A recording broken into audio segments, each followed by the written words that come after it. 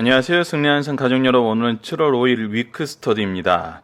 자, 이번 주 위크 스터디부터 약간 좀 변경을 해야 될 게 또 있어요. 그건 뭐냐면, 저희가 위크 스터디에서 지난주 복습을 하고, 이번 주 말씀은 오히려 조금, 약하게 공부하는 것 같아서요. 앞으로는 오늘 조금 길게 하면서 지난주 복습과 이번 주에 함께 묵상할 말씀까지 한번 상고를 같이 연구를 한 다음에 그리고 이제 한 주 말씀을 시작하는 게 좋을 것 같습니다. 복습도 중요하지만 위크 스터디 원래 목적은 우리가 이제 연속 강해 설교의 장점을 잘 심도 있게 연구할 수 있는 그 구조를 통해서 이번 주 말씀 전체적인 내용이 어떤 부분에 이제 포커스를 맞춰서 봐야 되는지 큰 그림을 이제 우리가 다시 한번 보는 시간이거든요. 이것을 충분히 하지 못하지만 그래도 위크 스터디에 나와 있는 문제가 그 부분을 우리가 일주일 동안 함께 이렇게 집중해서 볼 수 있는 문제들을 소개하고 있기 때문에 복습보다는 예습의 개념으로 조금 옮겨가는 게 좋을 것 같습니다. 그래서 오늘은 지난주 말씀의 복습과 이번 주 말씀의 예습의 내용을 같이 한번 담아보도록 하겠습니다. 자, 지난주 말씀입니다. 그래서 이 부분이 이제 다음 주 되면 이제 지난주 말씀은 없어지겠죠. 왜냐하면 이번 주에 미리 다 하니까요. 이 부분은 이제 오늘 마지막으로 이제 생각을 해보시고, 자, 지난주 말씀은 요한복음 16장 16절에서 17장 26절이고 주님의 기도를 본받아 우리도 자녀와 제자들을 위한 기도를 나누자입니다. 엄밀히 말하면은 저희들이 16장 내용보다는 17장 내용에 포커스를 맞춰야 되겠죠. 왜냐하면 예수님이 이 제자들을 위한 마지막 기도의 내용이 바로 17장 내용이었기 때문입니다. 기도의 내용이었죠. 우리가 이제 큰 부분으로 앞부분은 예수님 당신을 위한 기도, 두 번째는 제자들을 위한 기도, 세 번째는 이제 오고 가는 모든 성도들과 교회를 위한 기도라고 우리가 이미 지난주에 묵상을 했어요. 그래서 이 부분은 너무나 잘 알고 있으니까 그렇다면 그 기도의 내용이 무엇이었는지 그 부분을 이제 한번 포커스로 한번 보자는 거죠. 자, 우선 예수님 자신을 위한 기도도 엄밀히 말해서 하나님의 영광을 위한 기도였는데 하나님의 영광이라는 것은 바로 하나님이 선택했던 그 백성들에게 영생을 주는 거였어요. 즉 구속사를 이루는 거였거든요. 그래서 엄밀히 말하면 우리를 살리시는 이 구속사가 예수님 당신을 위한 기도였던 거예요. 이 부분을 우리가 자주 반복해서 강조하고 있는데 이 부분은 항상 기억해 주셨으면 좋겠어요. 우리가 하나님께 영광을 돌린다. 이 얘기는 하나님의 뜻을 우리의 뜻과 일치시키는 것인데 하나님의 뜻이 무엇이다? 바로 우리를 하나님의 백성으로 삼아 영원히 함께 하시는 그것이다. 즉 우리가 일반적인 세상적인 개념으로 말하는 누군가를 영광스럽게 한다는 그 개념이 아니라 바로 우리를 향하신 그 크신 뜻이 바로 하나님께는 영광이라고 하나님께서 선언해주고 계시는 거죠. 예수님을 통해서. 예수님이 이 일을 통해서 오셨고 이 일을 위해서 오셨고 그래서 이 일을 이루시는 것이 바로 하나님을 영화롭게 하고 아들을 영화롭게 하고 마지막 우리 17장 22절 부분을 대표로 꼽아놓은 것처럼 우리가 그 영광에 동참하게 하는 것 이것입니다. 그래서 그 기도의 내용이 무엇이냐 했을 때 이렇게 네 가지로 한번 뽑아봤습니다. 하나님의 영광을 위한 삶 그것이 무엇이냐? 그 백성에게는 영생을 주시는 예수님의 구속사다. 바로 우리가 영광을 얻는 이 구속사에 대한 것에 대해서 바로 이해하고 하나님께 영광 돌리는 삶을 살도록 기도해야 되는 것이 바로 우리가 자녀와 제자들을 위해서 먼저 남겨줘야 될 기도다. 즉, 이 세상 삶의 가장 우선순위다. 중요한 것이다. 그래서 1절부터 3절까지 말씀 한번 읽어보겠습니다. 예수께서 이 말씀을 하시고 눈을 들어 하늘을 우러러 이르시되 아버지여 때가 이르렀사오니 아들을 영화롭게 하사 아들로 아버지를 영화롭게 하게 하옵소서. 아버지께서 아들에게 주신 모든 사람에게 영생을 주게 하시려고 만민을 다스리는 권세를 아들에게 주셨음이로소이다. 영생은 곧 유일하신 참 하나님, 그가 보낸 자 예수 그리스도를 아는 것입니다. 자, 우리가 아는 것은 뭐예요? 무엇이 아들의 영광이고 무엇이 아버지를 영화롭게 하는 것인지, 그것이 바로 우리에게 영광을 주는 거고, 이 영광을 주는 이 길은 무엇이라고요? 영생은 곧 유일하신 참 하나님과 그가 보내신 자 예수 그리스도를 아는 것입니다. 우리가 이 세상에서 중요하게 실천해야 되는 건 뭐예요? 유일하신 참 하나님과 그가를 보내신 예수 그리스도를 아는 거예요. 이것이 우리 인생의 첫 번째 일이 돼야 돼요. 우리의 기도의 첫 번째 제목이 돼야 된다는 거죠. 우리의 삶이 이 부분에 대해서 계속 끊임없이 질문을 해봐야 돼요. 우리는 과연 이 기도를 우리의 자녀와 제자들에게 하고 있는가? 제자들을 위해서 하고 있는가? 아니면 다른 것을 하고 있는가? 자, 두 번째는 바른 신앙을 위한 겁니다. 아버지와 아들을 아는 것, 그 역사를 안다는 것이죠. 이 안다는 것의 내용이 이제 연결이 되는 거예요. 요한복음 10장 7절로 10절을 보겠습니다. 지금 그들은 아버지께서 내게 주신 것이 다 아버지로부터 온 것인 줄 알았나이다. 아버지와 아들의 관계를 바로 알아야 돼요. 아버지께서 내게 주신 말씀들을 그들에게도 주었사오니, 그것은 무엇을 통해서 알 수 있어요? 말씀을 통해서 알 수 있어요. 그것은 이것을 받고 내가 아버지께로 나온 줄을 참으로 아오며, 이 말씀에 무엇이 기록되었냐면 바로 아버지와 아들의 관계, 아버지가 아들을 왜 보내셨고 아들이 이곳에서 무슨 일을 하셨는지, 창조와 구속의 역사를 우리가 성경에서 보는 거예요.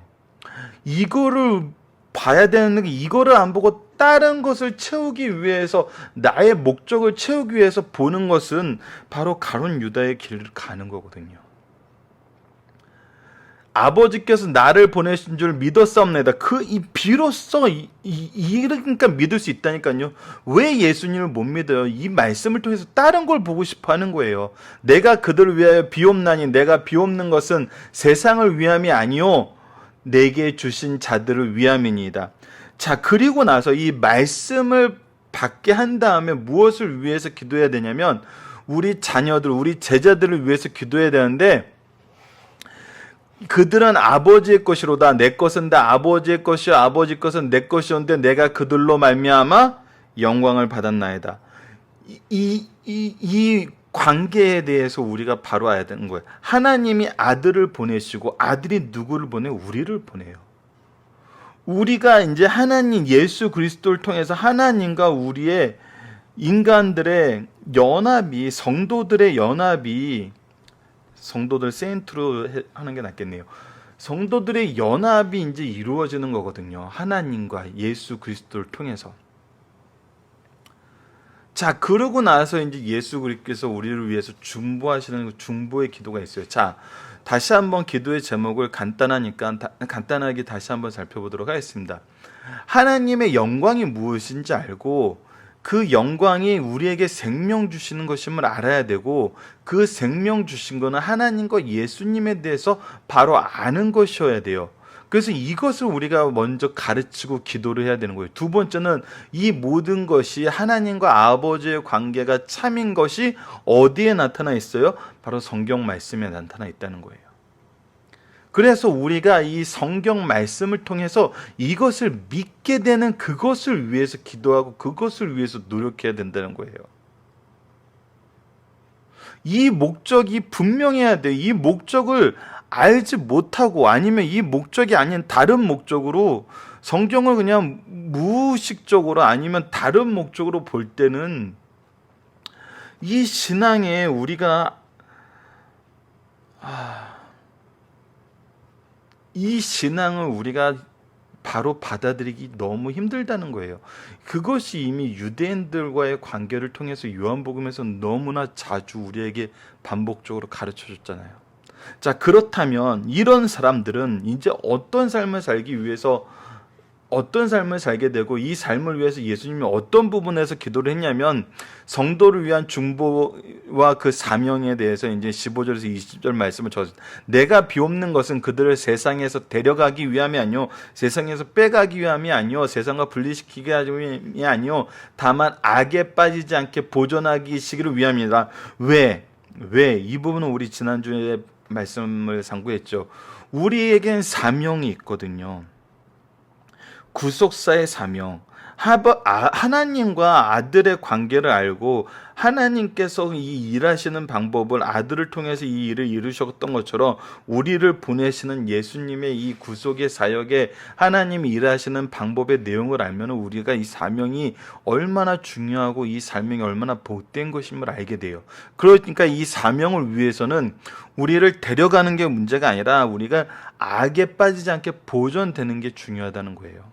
우리가 자녀들에게 무엇을 위해서 기도해야 되냐면 정말 이 악에 빠지지 않고 보존되기를 위해서 기도를 해야 된다는 거예요. 세상은 무섭고 강해요. 하지만 우리가 이것을 이기는 유일한 방법은 그 세상에 들어가서 그들과 동화되는 게 아니라 그 세상에 들어가서도 우리의 사명을 감당할 수 있는 하나님의 역사를 믿으면서 그 믿음 안에서 주시는 능력을 받는 거거든요. 내가 세상에 속하지 아니한 같이 그들도 세상에 속하지 아니었사옵나이다. 우리는 세상에 속한 사람이 아니에요. 그들을 진리로 거룩하게 하옵소서. 우리는 말씀과 하나님의 능력으로 거룩함을 보게 돼요. 이것은 창세기 때 제7일을 복되고 거룩하게 하리라는 이 거룩하심의 능력이 아버지께로부터 나옴을 우리가 이미 구약과 신약에서 동일하게 확인할 수 있는 거거든요. 아버지의 말씀은 진리이나이다. 이것을 우리가 무엇을 통해서 확인하게 되면 바로 이 말씀을 통해서 확인하게 돼요. 말씀에 있는 언약이 성취되는 걸 통해서 우리가 경험하게 돼요. 아버지께서 나를 세상에 보내신 것 같이 나도 그들을 세상에 보내었고 우리는 이제 보내심을 받은 사람이에요. 우리는 계속 가요. 우리는 우리의 제자들, 우리의 자녀들을 보내게 돼 있어요. 어디로? 세상으로. 무엇을 위해서? 이 구속사의 사명을 위해서. 또 그들을 위하여 내가 나를 거룩하게 하오니 이는 그들도 진리로 거룩함을 얻게 하려 함이니이다. 자, 이 거룩함은 하나님께로부터 오는 것이고 하나님께로부터 말미암는 것이거든요. 내가 비옵는 것은 이 사람을 위함이 아니요 또 그들로 말미암아 나를 믿는 사람들로 위함이다. 그래서 이것이 어떻게 돼요? 계속 계승돼요. 계속 우리에게 이어져 오고 있어요. 우리는 그래서 진리의 말씀을 배운 다음에 가르치는 일을 해야 돼요. 전달하는 일을 하는 거예요. 이 거룩함을 계속 확장시켜 나가는 거거든요. 이때 누가 함께 하신다고 그랬죠? 보혜사 성령께서 함께 하신다고 우리에게 이미 약속해 주죠. 그 결과는 무엇이에요? 이 기도를 하고 이 일을 할 수 있도록 우리가 기도하는 이유는 뭐예요? 바로 하나님의 영광에 동참하기 위함이에요. 17장 22절입니다. 내게 주신 영광을 내가 그들에게도 주었사오니 이는 우리가 하나 된 것 같이 그들도 하나가 되려 함이니이다. 우리는 예수 그리스도 이름으로 성도들 간에 이 하나됨을 경험할 수 있어요. 이것이 바로 교회와 가정의 모습이거든요. 이 일을 우리가 바로 이해해야 돼요. 예수님이 주신 이 기도는 정말 분명해요. 우리가 지금 생각하는 것과 달라요. 다른 부분이 많을 수 있어요. 왜요? 우리의 기준이 하나님의 기준과 예수 그리스도의 기준과 뭔가 다르다는 거죠. 우리가 왜 자녀들의 성장과 성공을 위해서 기도하나요? 성공과 성장의 목표가 되면은 이것은 예수님의 기도하고 같다고 볼 수도 없죠. 성장과 성공이 구속사를 위해서 필요하다는 그 영적인 기준이 있어야 되는 거거든요.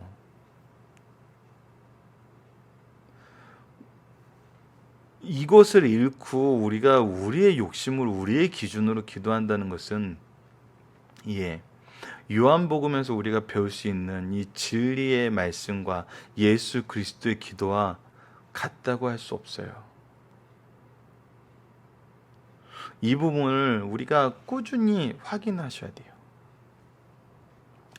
자, 우선 이제 또 시간이 많이 지나가니까 이번 주 말씀을 보도록 하겠습니다. 이번 주는 이제 18장 말씀으로 넘어가는데 예수님의 고난에 대한 이제 이 고난사가 시작됩니다. 이거는 마가복음에서 우리가 이미 3월 달에 상고한 말씀하고도 굉장히 많이 중첩이 되는데, 예수님의 고난에 대해서 18장 1절부터 19장 42절까지 나오는데, 그 내용을 세분화해 보면은 첫 번째는 예수님과 그의 대적들이 1절로 11절에 나타나 있고, 유대인들 앞에 서신 예수님의 모습이 12절로 27절, 그리고 빌라도 앞에 서신 예수님의 모습이 18장 28절에서 19장 16절 상반절까지, 그리고 십자가에 달린 예수님의 모습이 19장 16절 후반절부터 37절까지, 그리고 나서 요셉의 새 무덤에 장사된 예수님이 19장 38절로 42절까지가 나타나 있습니다. 그러면서 우리 이 중심이라고 볼 수 있는 이 C 부분은 두 가지 내용으로 또 나누어져 있는데, 빌라도 앞에 서신 예수님과 조롱당하신 예수님의 모습이 나타나 있고, 십자가에 달리신 모습은 또 이렇게 네 가지 부분으로 나눠져 있는데, 예수님의 십자가에 못 박음과 십자가상의 예수님과 예수님의 운명하심과 예수님의 시체를 십자가에서 내리는 모습들이 이제 나타나 있습니다. 자, 이제는 우리가 이제 예수님의 순환, 이 하반절에서도 이 가운데 속하는 이제 마지막 부분에 이제 거의 다 왔습니다. 그래서 이번 주에 우리가 상고했으면 하는 말씀은 18장 1절부터 19장 22절 말씀인데, 월요일 말씀에서는 칼을 칼집에 꽂으라 해가지고 말고의 귀를 잘랐던 베드로에게 하신 말씀이고, 두 번째는 사내들인 공의에서 재판을 받으신 예수님의 모습에 대해서, 그리고 나서 수요일과 목요일은 빌라도 법정에 서신 예수님의 모습을 우리가 상고할 거고요. 금요일 날에는 십자가상에서 우리의 죄를 속죄하신 예수님에 대해서 보게 됩니다. 자, 그리고 이번 주에 한번 우리가 전체적인 내용에서 같이 상고했으면 하는 것이, 예수님이 대면한 사람들을 향한 대답을 통해서, 예수님이 여러 명의 사람들을 대면해요. 그들의 뭐 이렇게 어떤 이유에서든 대면하거든요. 이렇게 대부분이 신문을 당하신 건데, 그들을 향한 대답이 분명한 예수님이 가진 목적이 드러나는 대답이 돼요. 그 외의 것은 침묵하셨음을 우리가 이미 알고 있어요. 그러면 그 대답을 통해서 주님이 당하신 고난의 의미를 묵상해 보자는 거예요.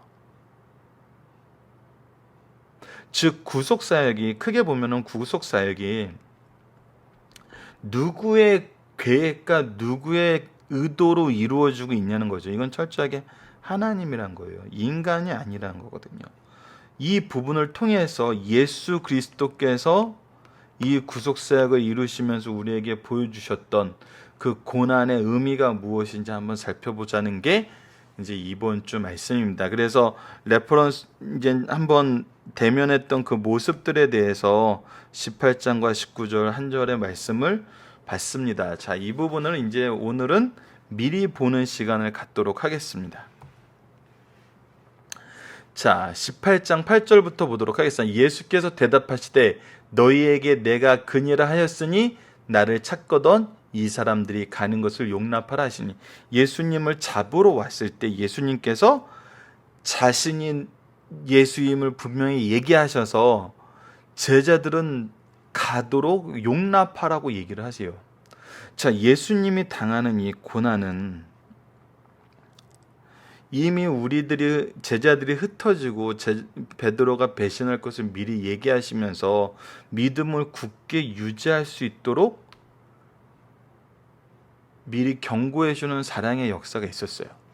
현장에서도, 잡히시는 현장에서도 감당하지 못할 시험은 우리가 겪게 하지 않으시고, 또 이 고난이 예수님이 스스로 가시는 것임을 우리에게 보여주고 있죠. 내가 그니라 하였으니 나를 찾거든. 내가 그니라고 스스로 나타내심으로 자신을 당신을 잡을 것을 허락하시고 그리고 나서 제자들을 향해서는 사랑의 조치를 취하세요. 자, 18장 20절에서 21절을 보시다. 예수께서 대답하시되 내가 드러내놓고 세상에 말하였노라. 예수님은 감추고 얘기하는 게 없어요. 모든 유대인들이 모이는 회당과 성전에서 항상 가르쳤고 은밀하게는 아무것도 말하지 아니하였거늘 어찌하여 내게 묻느냐. 내가 무슨 말을 하였는지 들은 자에게 물어보라. 그들이 내가 하던 말을 아느니라. 자, 이 얘기는 예수님의 무죄하심을 드러내고 있어요. 예수님이 얘기한 거는 모의한 게 아니고 어떤 의도를 가지고 이것을 이루기 위해서 악을 도모한 적이 한 번도 없다는 거거든요. 그래서 예수님이 얘기했던 거는 모든 사람이 들었어요. 그래서 그 말씀에 죄목을 찾을 수 없다는 거예요. 예수님은 죄가 없으심을 신문하는 과정에서도 그들이 스스로 증명하게 말씀을 하셨던 거예요. 무죄하심을 끝까지 보여줬던 거죠. 18장 23절을 보시다. 예수께서 대답하시되 내가 말을 잘못하였으면 그 잘못한 것을 증언하라. 바른 말을 하였으면 내가 어찌하여 나를 치느냐 하시니라. 동일하게 죄가 없으심을 드러내놓고 있죠. 즉 예수님의 고난은 무죄한 자가 당하는 고난이고 이 고난은 무엇이다? 대속의 고난이다. 자, 34절을 보시다. 예수께서 대답하시되 이는 내가 스스로 하는 말이냐 다른 사람이 나에 대해서 내게 한 말이냐. 36절 예수께서 대답하시되 내 나라는 이 세상에 속한 것이 아니니라. 만일 내 나라가 이 세상에 속한 것이었다면 내 종들이 싸워 나로 유대인들에게 넘기지 않게 하였으리라. 이제 내 나라는 여기 속한 것이 아니니라. 자, 빌라도의 질문에 대해서도 스스로 정확하게 판단하라는 34절의 말씀이 이어서 무엇을 얘기하시냐면 예수 그리스도의 왕국이 어느 나라의 왕국이다, 어디의 왕국이다? 이 지상의 왕국이 아니라 하늘나라다. 영적인 우리의 구원과 앞으로 영생을 얻게 하는 하나님의 나라를 얘기하고 있는 거다. 즉 예수님의 고난은 바로 하나님의 완전한 통치를 우리에게 적용하시기 위한 그런 고난이었다. 37절 빌라도가 이르되 그러면 내가 왕이 아니냐. 예수께서 대답하시되 내 말과 같이 내가 왕이니라. 내가 이를 위하여 태어났으며 이를 위하여 세상에 왔나니 곧 진리에 대하여 증언하려 함이로다. 무릇 진리에 속한 자는 내 음성을 듣느니라 하시니라. 이 고난은 이제 이 구원을 이루는 고난이라는 거예요. 예수님은 이 일을 이루시는 우리의 왕으로 오셨다는 거예요. 이거는 변할 수가 없어요. 이 구원을 이루시기 위해서 왔고 이 구원은 이루어진다는 거예요. 19장 11절 예수께서 대답하실 때 위에서 주지 아니하셨더라면 나를 해할 권한이 없으니 그러므로 나를 내게 넘겨준 자의 죄는 더 크다 하시니라. 자, 이 모든 것은 하나님의 주권에 의해서 유지되고 조정되고 인도되고 있다는 거예요. 악인의 계획도 세상의 권력도 그들이 자기의 의도대로 하는 것 같지만 사실은 누구가 계획해 놓은 길을 가는데 활용된 거예요? 하나님께서 계획하신 그 구속사에 활용된 거예요. 하지만 그 안에서 그렇다고 죄가 없는 건 아니에요. 죄인들의 잘못을 통해서 하나님이 일하셨다고 해서 그 죄를 용서하시는 건 아니거든요. 하나님이 이루시려는 건 어떻게든 이루어져요. 하지만 세상은 그것이 자기들의 의도대로 자기들의 목적에 맞게 이루어진다고 생각하거든요. 근데 이 생각을 예수님의 이 구속사를 통해서 어떻게 돼요? 틀렸다는 걸 증명해 주시는 거예요. 가끔 이런 생각을 하죠. 우리가 원하는 대로 해주셨으면 더 확실하지 않았을까요? 아니에요. 그러면 또 우리의 기준을 생각했죠. 우리의 기준대로 하나님의 뜻을 또 각색하고 꾸미려고 했겠죠. 오히려 이렇게 하시는 것이 하나님의 절대 주권을 우리에게 분명히 보여줄 수 있는 완전한 방법이란 것을 우리가 말씀을 묵상하면은 점점 더 깊이 깨닫게 돼요. 자, 이 내용을 중심으로 이번 한 주 또 승리한 삶을 사는 가족 되기를 기도합니다. 감사합니다.